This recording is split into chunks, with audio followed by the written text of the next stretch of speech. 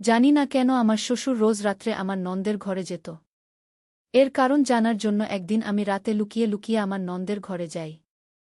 তারপর আমি যা দেখি সেটা দেখে আমার পায়ের তলা থেকে মাটি সরে যায়।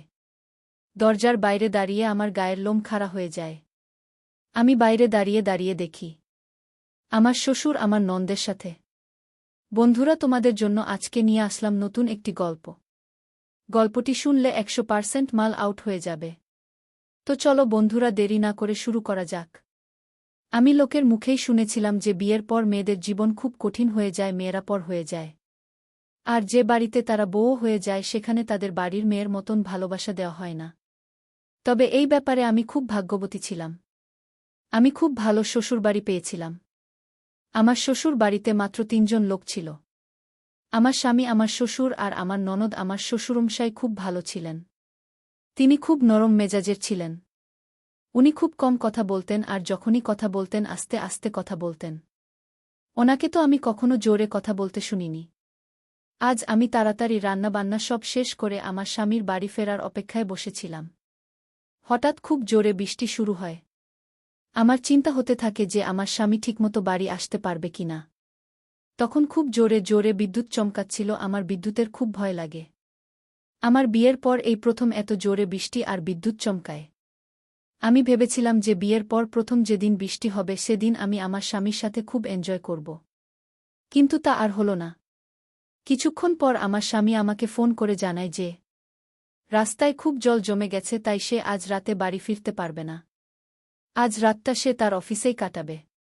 এটা শুনে আমি একটু ঘাবড়ে যাই। আমি গিয়ে আমার শ্বশুরমশাইকে জানাই যে নীতি আজ বাড়িতে আসতে পারবেন না। বাবা বলেন, কোনো ব্যাপার নয় বৌমা, তুমি নিজের ঘরে গিয়ে শুয়ে পড়ো। আমি আমার ঘরে চলে আসি, কিন্তু একা একা ঘরে আমার খুব ভয় করছিল। বাইরে জোরে জোরে বিদ্যুৎ চমকাচ্ছিল। আমি ঘরের এক কোণায় জড়ো হয়ে বসেছিলাম। বিদ্যুতের আওয়াজে আমার খুব ভয় লাগে। সারা রাত আমি এইভাবেই একা কি করে কাটাব। হঠাৎ আমার মাথায় একটা বুদ্ধি আসে। আমি ভাবি, আমি যদি আজ রাতটা আমার ননদ সীমার ঘরে গিয়ে কাটাই তাহলে কেমন হয়। সে ও তার ঘরে একা আছে, ভালোই হবে। আমরা দুজনে গল্প করতে করতে রাতটা কাটিয়ে ফেলব। এই ভেবে আমি আস্তে আস্তে ঘর থেকে বেরিয়ে আসি। আমার নন্দের ঘরটা গ্রাউন্ড ফ্লোরে ছিল আর আমার ঘর ছিল ফার্স্ট ফ্লোরে। আমার শ্বশুরমশাই ঘরটাও নিচের তলায় ছিল। আর ফার্স্ট ফ্লোরে তখন আমি ছাড়া আর কেউ ছিল না। চারিদিকটা খুব শুনশান লাগছিল। ঝড় বৃষ্টির কারণে কারেন্ট চলে গিয়েছিল, তাই ফ্লোরটা খুব অন্ধকার ছিল। আমি আস্তে আস্তে পা টিপে টিপে সিঁড়ি দিয়ে নিচে নামতে শুরু করলাম। আমার গায়ে কাটা দিচ্ছিল কোনো রকমে। আমি সিঁড়ি ভেঙে গ্রাউন্ড ফ্লোরে এসে পৌঁছাই আর আমার নন্দের ঘরের দিকে চলে যায়। তার ঘরের দরজা ভিতর থেকে বন্ধ ছিল না, তাই আমি খুব সহজেই সেটা খুলে ফেলি আর ভেতরে ঢুকে পড়ি। ঘরের ভেতরে আমি যে দৃশ্যটা দেখি সেটা দেখে আমার চোখ কপালে উঠে যায়। প্রথমে আমার বিশ্বাস হয় না, মনে হয় আমি ঠিক দেখছি তো। কিন্তু এটাই বাস্তব। আমার ননদ দিয়ে ফুপিয়ে কাঁদছিল। তার কান্নার আওয়াজ আমার কানে আসে। সে কাঁদতে কাঁদতে আমার শ্বশুরের হাত থেকে নিজেকে বাঁচানোর চেষ্টা করছিল। তখন আমার শ্বশুরকে দেখে আবার একটা পিশাচ মনে হচ্ছিল, যে আমার নন্দের উপর অত্যাচার করছে। আমি ভাবি যে একজন বাবা তার মেয়ের সাথে এমন করে করতে পারে। অনেক বছর হলো আমার শাশুড়ি মা মারা গেছেন। কে জানে আমার নন্দের উপর কবে থেকে এইসব অত্যাচার চলছে। আজ আমি বুঝতে পারি যে আমার ননদ কেন সবসময় চুপচাপ আর ভয়ে থাকে। আমার নাম রেশমি। 4 মাস হলো আমি বিয়ে করে বাড়িতে এসেছি। আমার স্বামী আমাকে একটা বিয়েবাড়িতে দেখেছিল আর আমাকে দেখে তার পছন্দ হয়ে যায়। তারপর সেই বিয়ের প্রস্তাব নিয়ে আমার বাড়িতে আসে। আমার মা বাবা নীতির ব্যাপারে খোঁজখবর নিয়ে জানতে পারে যে তার একটা নিজস্ব ব্যবসা আছে, তার নিজের বাড়িও আছে। তার পরিবার খুবই ছোট। আমার বাড়ির লোক এই বিয়েতে রাজি হয়ে যায়। বিয়ের আগে আমরা অনেকবার ফোনে কথা বলি আর একে অপরকে জানার চেষ্টা করি। 1 মাসের মধ্যে আমাদের বিয়ে হয়ে যায়। বিয়ের আগে আমি লোকের মুখেই শুনেছিলাম যে শ্বশুর বাড়িতে যদি একটা অবিবাহিত ননদ থাকে তাহলে সংসার করা আরও কঠিন হয়ে যায়। কারণ নন্দরা স্বামী আর শ্বশুরের খুব আদরের হয়, তাই তারা সব আবদার মেনে নেয়। কিন্তু সীমা অন্যদের মতো একেবারেই ছিল না। সে খুব চুপচাপ ছিল আর দিনের বেশিরভাগ সময় নিজের ঘরে বসে থাকত। আমি যখন তাকে ডাকতাম তখন সে এসে আমাকে কাজে সাহায্য করে। আবার তার ঘরে চলে যেত। মাঝে মাঝে তো আমাকে তাকে খাবার জন্য বারবার ডাকতে যেতে হতো। সে ঘর থেকে বের হতে চাইত না। আমার শ্বশুরমশাই ও খুব খেয়াল রাখতেন, ও কখনো খাবার না খেতে চাইলে বাবা তাকে নিজের হাতে খাইয়ে দিতেন। কিন্তু আমার ননদ তার বাবার সাথে সবসময় খারাপ ব্যবহার করত। বাবা তার জন্য কিছু কিনে আনলে সে এমন ব্যবহার করত যেন মনে হতো যে বাবার থেকে কোনো জিনিসই নিতে চায় না। সে বাবার সাথে সবসময় রেগে কথা বলত। একদিন রাতে আমি নিতিনকে জিজ্ঞেস করি, তোমার বোন সারাদিন ঘরে বসে থাকে কেন? সে কারো সাথে কোনো কথা বলে না কেন? নিতিন বলে, বরাবর এরকম ছিল না। মা মারা যাবার পর থেকে এরকম হয়ে গেছে, আগেও সবার সাথে খুব ভালোভাবে মিশত। আজকাল নিজের মতো থাকতে ভালোবাসে। তুমি ওর সাথে বেশি কথা বলতে যেও না। আমি ভেবে দেখি সেটাই ভালো হবে। এমনিতে আমার ননদ আমার জন্য কোনো সমস্যার সৃষ্টি করত না। তার জন্য আমার শ্বশুরবাড়িতে কোনো অসুবিধেই হয়নি।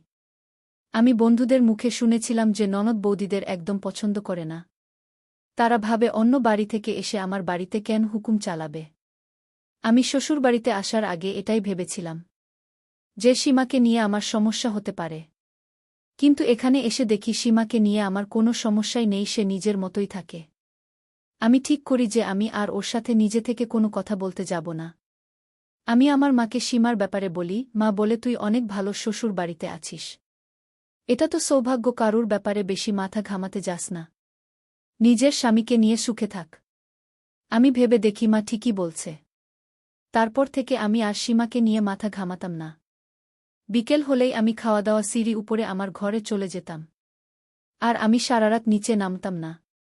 বাড়ির মধ্যে আমার আর নিতিনের নিয়ে একটা আলাদা দুনিয়া ছিল। আমরা একে অপরকে নিয়ে খুব সুখে ছিলাম। তাই আশপাশে কি হচ্ছে সেটা আমাদের চোখে পড়েনি। একদিন আমার শ্বশুরমশাই বাইরে থেকে সবার জন্য খাবার কিনে আনেন। উনি নিজের হাতেই সীমাকে খাওয়ানোর চেষ্টা করেন। কিন্তু সীমায় গিয়ে বলে, আমি খাব না। বাবা জোর করে তাকে খাওয়াতে চান। আমি দূর থেকে বসে সব দেখছিলাম। হঠাৎ সীমা খাবার ছেড়ে নিজের ঘরে চলে যায়। বাবা লক্ষ্য করেন যে আমি সবটা দেখছি। বাবা আমাকে বলেন, আমার মেয়ে আমার উপর খুব রেগে আছে। ওর আমার উপর খুব রাগ। ওর মনে হয় যে আমি যদি ওর মায়ের আরও ভালোভাবে চিকিৎসা করাতাম তাহলে ওর মা বেঁচে যেত। কিন্তু ওর মায়ের আয়ু কতটুকু ছিল? আমি তাকে সুস্থ করার অনেক চেষ্টা করেছিলাম। অনেক টাকা আমার খরচা হয়ে গেছিল। কিন্তু আগে থেকে বাঁচাতে পারিনি। ও চলে যাওয়ার পর আমিও খুব ভেঙে পড়েছিলাম। আর আমার মেয়ে আমার উপর রাগ দেখিয়ে তার মাকে হারানোর দুঃখটা মেটায়। আমি বাবার চোখে জল দেখতে পাই। উনাকে দেখে আমার মায়া হয়। আমি বাবাকে বলি, আপনি চিন্তা করবেন না। বাবা, সময়ের সাথে সাথে সীমা ঠিক বুঝতে পারবে যে এতে আপনার কিছু করার ছিল না। তারপর বাবা খাবারটা নিয়ে সীমার ঘরে চলে যান। আমি সবার জন্য রাতের খাবার তৈরি করি। রান্না সেরে আমি একবার ভাবি যে আমার ননদ আর বাবার সাথে বসে গল্প করি। তারপর ভাবি যে বাবা মেয়ের মাঝখানে আমার যাওয়া ঠিক হবে না। আমি নিজের ঘরে চলে যাই। তারপর থেকে এটা রোজকার রুটিন হয়ে যায়। রোজ আমার ননদ তার বাবার উপর রাগ দেখাত। আর আমার শ্বশুরমশাই তার রাগ ভাঙানোর চেষ্টা করতেন। মাঝে মাঝে আমার মনে হতো যে আমার ননদ খুব ভাগ্যবতী, যে সে এত ভালো একজন বাবা পেয়েছে যে তার সব আবদার মেনে নেয়। তার মেয়ে যা চায় বাবা তাই এনে দেয়। আমার বাবা কখনো আমাদের এত আবদার মানেননি। আমি আমার মা বাবার ৩ নাম্বার মেয়ে ছিলাম। কিন্তু এমনটা নয় যে আমাদের বাবা আমাদের ভালোবাসতেন না। কিন্তু তিনি সবসময় আমাদের থেকে দূরত্ব বজায় রাখতেন। কখনো আমাদের কোনো কথা বলা হলে তিনি আমাদের মায়ের মাধ্যমে সেটা বলে পাঠাতেন। শ্বশুর বাড়িতে এসে বাবা মেয়ের এমন সুন্দর সম্পর্ক দেখিয়ে আমার একটু হিংসে হতো। কিন্তু আমার শ্বশুরমশাই ভালোবাসার পিছনে যে কী উদ্দেশ্য ছিল সেটা আজ ঝড় বৃষ্টি না হলে আমি কোনোদিন জানতে পারতাম না। আমি সেদিন নিজের চোখে দেখি আমার শ্বশুরমশাই তার মেয়েকে ধর্ষণ করছেন। সেদিন আমি বুঝতে পারি যে তিনি তার মেয়েকে নিজের চাহিদা মেটানোর জন্য ব্যবহার করেন। সীমা কেন তার বাবার উপর রেগে থাকত? আজ আমি সবটা বুঝতে পারি। সীমার কান্নার আওয়াজে গোটা ঘর কাঁপছিল। হঠাৎ আমার শ্বশুরের খেয়াল হয় যে ঘরে কি একটা এসেছে। তিনি সীমাকে ছেড়ে আমার দিকে তাকান। আমাকে দেখেই উনার হুঁশ উড়ে যায়। উনি ভাবিনি যে এত রাতের বেলা ওই সময় আমি সীমার ঘরে আসতে পারি। উনি ভেবেছিলেন রোজকার মতো আমি আমার ঘরেই থাকব। আমাকে দেখে ঘাবড়ে গিয়ে বললেন, বোন তুমি এখন এখানে কোনো দরকার আছে?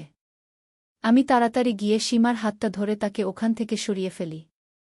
আর নিজে আমার শ্বশুরমশাই সামনে গিয়ে দাঁড়াই। আমি বলি, আপনার লজ্জা করে না? আপনার মেয়ের সাথে এমন কাজ করতে? আপনি তো বাবার নামে কলঙ্ক। আপনার মতন বাবা যেন কোনো মেয়ে কখনো না পায়।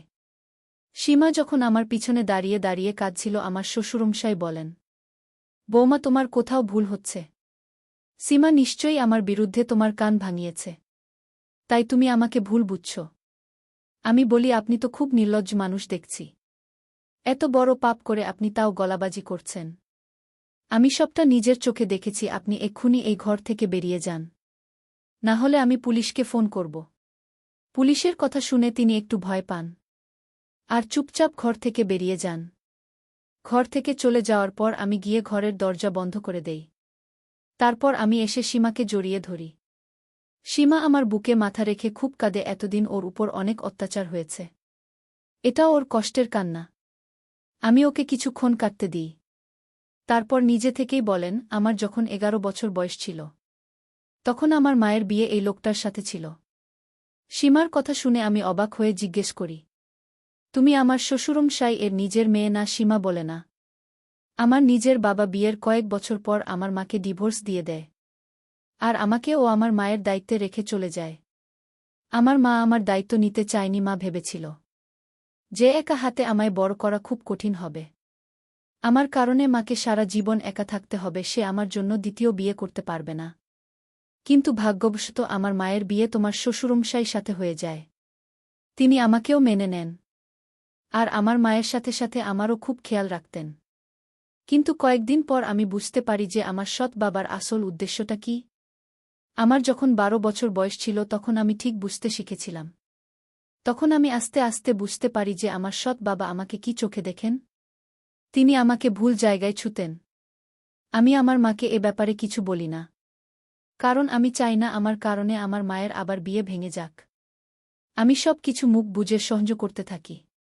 মাঝে মাঝে তোমার শ্বশুরমশাই জোর করে আমাকে উনাদের মধ্যে শুতে বাধ্য করতেন। আর যখন আমার মা ঘুমিয়ে পড়ত তখন তিনি আমার কাছে আসতেন, আমার ঘনিষ্ঠ হওয়ার চেষ্টা করতেন। একদিন সাহস করে মাকে সবটা বলার চেষ্টা করি, কিন্তু মা আমার কোনো কথাই বিশ্বাস করে না। উল্টে মা রেগে গিয়ে আমাকে থাপ্পড় মারে আর বলে, তোর লজ্জা করে না তোর বাবার সম্পর্কে এমন নোংরা কথা বলতে? সেই তোকে কত ভালোবাসে, আর কোনো দিন যেন এমন কথা না শুনি। আমি ভাবি, আমার নিজের মাই আমার কথা বিশ্বাস করছে না, তাহলে অন্য কেউ কি করে বিশ্বাস করবে?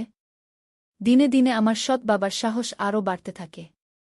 আমি যত বড় হতে থাকি তত তিনি বেশি করে আমার সান্নিধ্যে আসার চেষ্টা করতেন। একদিন উনি ওনার সব সীমা ছাড়িয়ে গিয়েছিলেন। সেদিন আমার মা বাজারে কিছু কিনতে গিয়েছিল।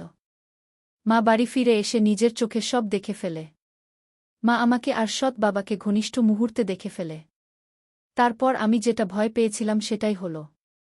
মা সব দোষটা আমার উপরে দিয়ে দেয় আর বলে আমি একটা কালনাগিনী, আমি তার সংসার ভাঙছি। আমি আমার সৎ বাবাকে লোভ দেখিয়েছি, তাই উনি আমার সান্নিধ্যে এসেছেন। আমি মাকে অনেকবার বোঝানোর চেষ্টা করি যে এতে আমার কোনো দোষ নেই। আমি নিজে পরিস্থিতির শিকার, কিন্তু মা আমার কথা বিশ্বাস করতে চায় না। এই ঘটনাটার পর মায়ের একটা বড় শক লাগে আর মায়ের হার্ট ফেল হয়ে যায়। কয়েকদিন হাসপাতালে থাকার পর মা নিজের প্রাণ হারিয়ে বসে। কিন্তু মারা যাওয়ার আগে মা এটা বুঝতে পারে যে আসল দোষী আমি নই। আমার সৎ বাবা মা আমার কাছে ক্ষমা চেয়েছিল, কিন্তু তাতে আমার কোনো লাভ হয়নি। মা যদি আমার কথা আগে বিশ্বাস করত তাহলে আমি এই লোকটার হাত থেকে বাঁচতে পারতাম। মা মারা যাওয়ার পর আমি ভেবেছিলাম এই বাড়ি ছেড়ে চলে যাব, কিন্তু তারপর ভাবি আমি যাবটা কোথায়? একজন একা মেয়ের জন্য পুরো দুনিয়াটাই খুব ভয়ঙ্কর। আমার সৎ বাবার মতো লোক এই পৃথিবীতে অনেক আছে, তাই আমি নিজের ভাগ্যকে স্বীকার করে নিই। আর এই বাড়িতেই থেকে যায়। আমার মা 6 বছর আগে মারা গেছে। 6 বছর আমার সৎ বাবা রোজ আমাকে ব্যবহার করেছেন। আমি সীমার হাত ধরে বলি, তোমার কোনো ভয় নেই। আজকের পর থেকে তোমার সাথে আর এমনটা হবে না। তুমি যদি এসব কথা আমাকে আগে বলতে, তাহলে আমি তোমাকে নিশ্চয়ই সাহায্য করতাম। সীমা বলে, আমার নিজের ভাই আমার উপর ভরসা করেনি, তাহলে আমি কি করে আশা করব যে অন্য কেউ আমার উপর ভরসা করবে? বন্ধুরা, গল্পটি কেমন লাগলো তা কমেন্টে বলে যেও। এইরকম নিত্যনতুন রোমান্টিক গল্প পেতে আমাদের চ্যানেলটি সাবস্ক্রাইব করে পাশেই থাকবেন। ধন্যবাদ বন্ধুরা।